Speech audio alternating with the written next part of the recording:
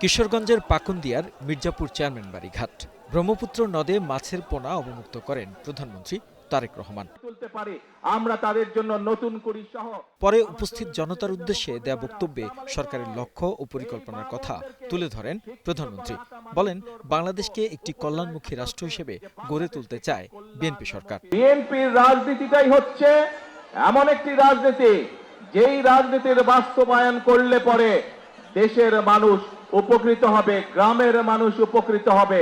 এটাই হচ্ছে বিএনপির রাজনীতি এবং সে কারণেই আমরা চাই এই রাজনীতি বাস্তবায়নের মাধ্যমে বাংলাদেশকে একটি কল্যাণমুখী রাষ্ট্র গড়ে তুলতে।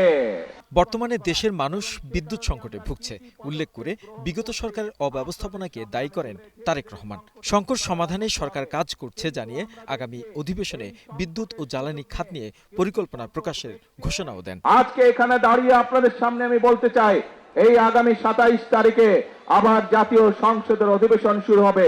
সেই জাতীয় সংসদ অধিবেশনে আপনাদের দল, আপনাদের সরকার দেশের মানুষের সামনে জাতীয় সংসদের মধ্যে উপস্থাপন করবে কিভাবে আমরা ইনশাআল্লাহ আগামী 10 বছর এই দেশের বিদ্যুৎ সমস্যার সমাধান করব। তবে সংকটের সুযোগ নিয়ে কেউ যাতে রাজপথে বিশৃঙ্খলা সৃষ্টি করতে না পারে সে বিষয়ে সবাইকে সতর্ক থাকার আহ্বান জানান প্রধানমন্ত্রী। বাস্তব পদক্ষেপগুলোতে বিশৃঙ্খলা তৈরি করবে তাদের ব্যাপারে আমাদেরকে সতর্ক থাকতে হবে। এছাড়াও কিশোরগঞ্জের কয়েকটি অনুষ্ঠানে অংশ নেন সরকার প্রধান। আওলাদ বাবলু, গ্লোবাল টেলিভিশন, কিশোরগঞ্জ।